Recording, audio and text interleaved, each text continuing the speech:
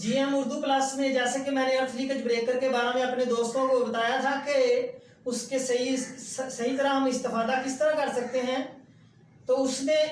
کوشش کریں کہ اپنی الیکٹرک ڈیوائسز مثلاً آپ کی اگر واشنگ مشین ہے، ایئر کولر ہے، اسپنر ہے،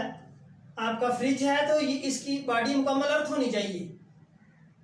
اور فریج کو ہم چوکی پہ رکھ لیتے ہیں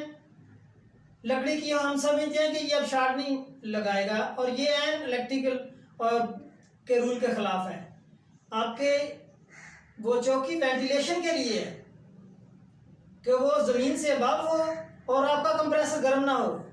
قطعاً یہ نہیں ہے کہ چوکی سے آپ فریج کے ارتھ سے کرنٹ سے بچ سکتے ہیں، اس کی باڈی کو آپ کو ارتھ کرنا پڑے گا، تب آپ کا ارتھ بریکر صحیح کام کرے گا، اور ویسے بھی آپ کو جھٹکا دے کے بجلی چھوڑ دے گی اگر آپ اس کی باڈی ارتھ ہوگی تو اس کی باڈی کو ارتھ کریں۔ واشنگ مشین کا یہ ہوتا ہے کہ اگر آپ اس کے 4 ویل ہیں تو ایک ویل لوہے کا ہونا چاہیے۔ اسی طرح ایئر کولر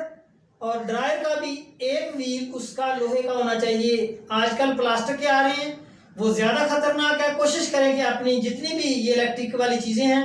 ان کو، اگر موٹر ہے تو ان کے اگر 4 بٹ لگے ہیں تو 2 بٹ 2 طرف سے اس کو ارتھ کیا جائے۔